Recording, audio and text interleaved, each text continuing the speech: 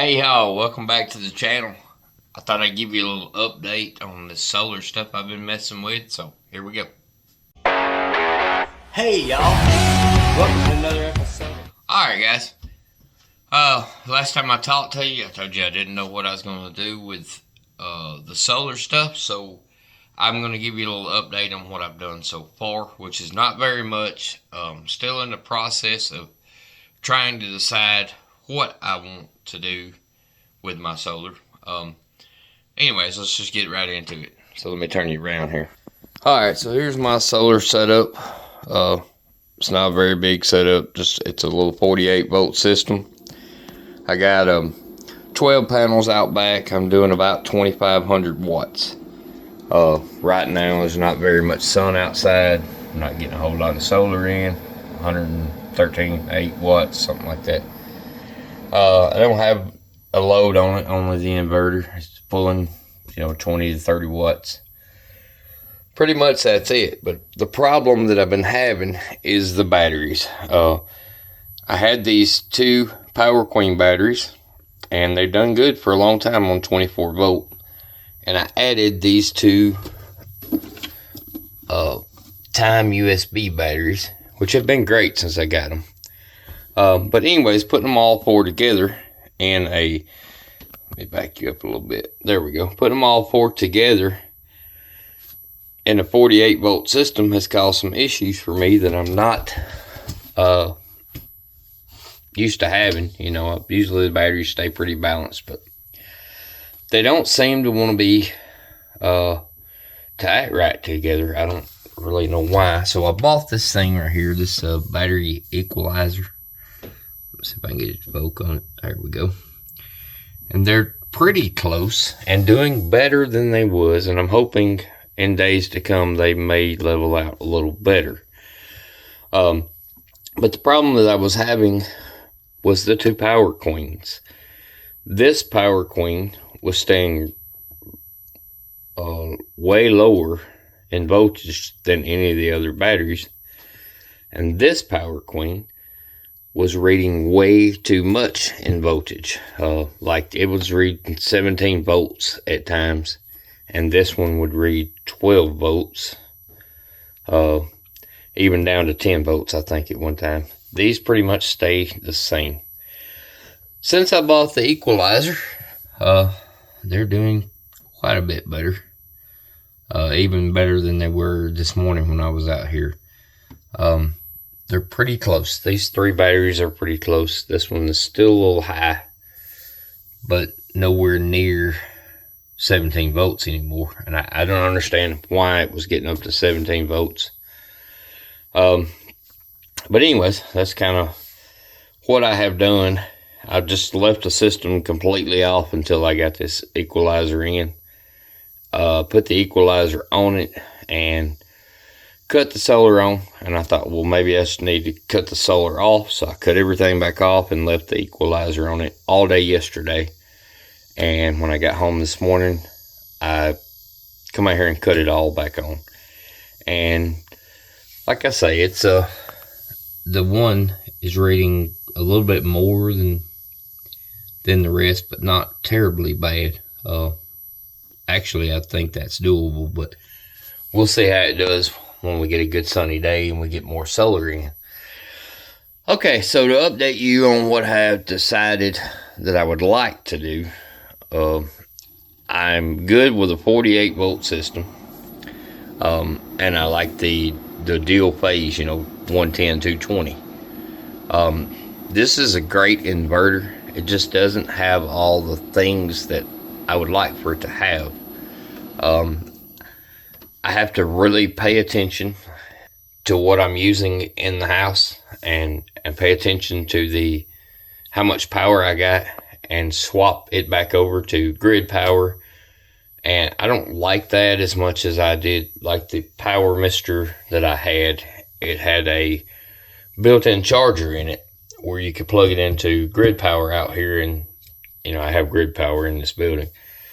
I could plug it in out here, and if the batteries got low, it would charge the batteries and keep the solar going, keep whatever I had running in the house running.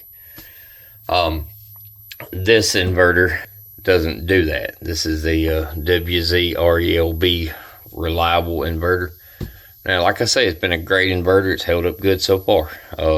I haven't had any issues with power failure or anything like that.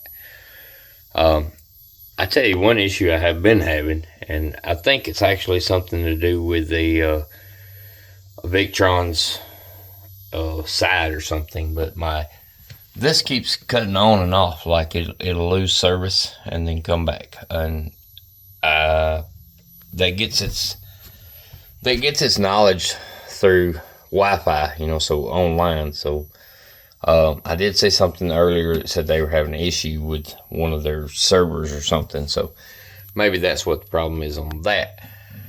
But anyways, to get back to what I was saying, I've been looking at the EG4 6000 XP. It seems to have all the things that I'd like to have in an inverter, except for the price point. Is for me, a poor country boy, that's a lot of money. You're looking, I think the best deal I have found is about $1,550 on it, and which is better than some deals, but I mean, I'm talking like after shipping and everything, $1,550, and I think that was Sun Guy Solar or something like that. And they're a reputable company, so that's a good place to get it from. And actually, just by getting on their website and looking, they called me and talked to me about it, and sent me the owner's manual so I could look through it and see if it was something that I was interested in. And definitely, I think it's the inverter that I'd like to go with in due time, with time and money as it comes. I think that will solve some of my issues.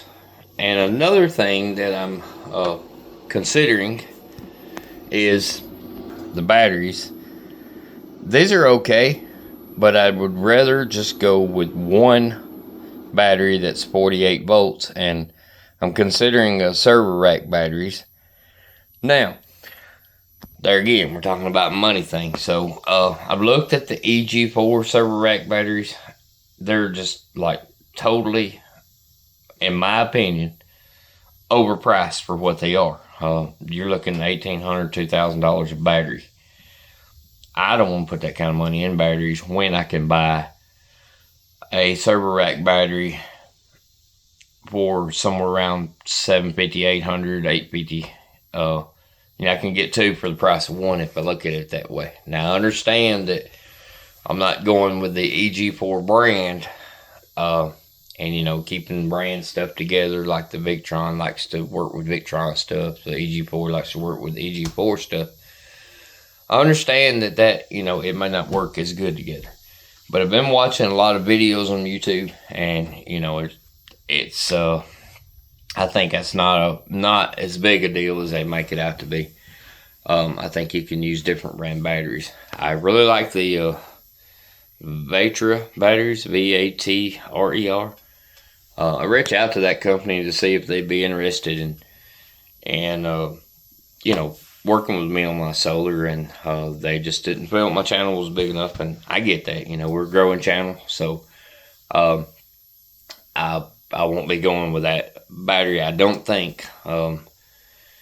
So I've looked around, and probably I'd like to have a reputable brand of battery. And right now, the cheapest thing is the eco-worthy, however you say that word. You can get those batteries around $800 a piece. And I've watched several videos on those, and people taking them apart and looking at them, and they seem to have a good build quality. So, in due time, in the future, as money comes available, that is my goal, to upgrade to something like that, and maybe add 6 more of the eco-worthy panels, and get it where it's a usable system that I can actually turn it on and let it work for me and save me some money on my electricity bill. So, yeah, I'll keep this short. I just wanted to give it a little update, because I know it's been a couple weeks since I talked about the solar, so I just thought I would let you know what's in my mind, what I've been thinking. One more thing I want to address, the Victron stuff is the servo that I got, and the Victron shunt that I got, and the controller, the charge controller. They've been excellent. That Victron is, they really make a good product, I feel like. The thing that I don't like about it is there's no way to hook up a different brand of inverter where that I can read what's going on, through this. And I think that that's kind of dumb. Like I'd like to be able to see what the inverter was putting out in AC loads. And I know the only fix to that is to buy a Victron inverter. And I'm just, I don't know, I'm not a fan. The things that I've looked at, I'm not saying they're bad. They're great inverters. It seems, from what I've watched. But they don't do what I want them to do. Like, I want to have a way to get the backup power from shore power. Like a generator or grid or whatever. I want that built in my inverter. Like, I like the all-in-one inverters.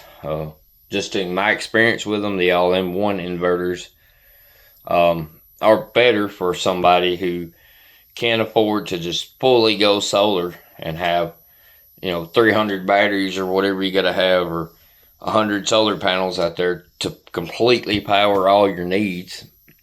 If you got the all-in-one, it will substitute power from the grid when you need it to. And that is something that I like. And like I said, the EG4 6000 seems to be along the same lines of the Power Mister, or POWMR, however you say that I had. It did all those things. That's why I like, that's what got me wanting those things, is because I've already had an inverter that did that. So anyways, I'll just end the video here. Please like and subscribe and help me support my channel. I'm trying to get it to grow. Me and Shannon are doing some exciting things here on the Homestead. So, check us out on the Overlook Valley Homestead channel, on our other channel. And, I appreciate you. If you got any knowledge about this stuff and you want to share, feel free to down in the comments. I'm learning, and I guess there's people out there who really, really know their stuff. I'm not one of them, but I'm learning, and it's a slow process, I guess. It costs money to learn if you don't know. I will tell you that, because I have bought some products that I did not need, and I can put them back on the internet and sell them, but people don't want to buy something that somebody else has done, opened up. They want it brand new, and I don't blame them for that. So you end up losing money one way or the other. I did buy a couple used things, and I'll tell you about that. Let me get this box here. All right, this thing right here. I think I talked about this in my last video, but I bought this used off the internet, gave $50 for it. I think you can buy a brand new one for about 70. When I got it all hooked up, it got hot. It wouldn't act right. It wouldn't show anything on the LEDs. So I messaged the person back. They give my money back and told me to throw it in garbage. So what I did is got online, and against my better judgment, I bought another of the same thing, used, from another person. Another $50. I got $100 in that. Well, not really, because they gave my money back. But anyways, I still saved $20 on it, I guess, maybe. But next time, I would just buy a new. And that's what I mean about just buying new stuff and not open box stuff. But the first person, they didn't have a problem with giving my money back. Apparently they didn't test it or whatever. They just assumed that it worked. And it would, as soon as you hook the first battery up, it would power up just for a second and then go out. This one powered up as soon as I hooked it up, and stayed, and has been powered up for 2 days now. So it's really working good. You know, and like I say, I feel like it's working with the batteries because they're getting pretty close in voltage. So, anyways, I'm just rambling. But my ideal is to end up with the EG4 and maybe a couple of server rack batteries and start there and start to build my system a little better. But as for now, this is what I got. So this is what I'll use, and I'll keep messing with it and seeing what I can learn about it and watching more videos about it and putting out videos where people can see that I don't know what I'm doing, but I'm trying to learn. But anyways, thank y'all for watching. Remember to like and subscribe, and God bless you, and we'll see you in the next video.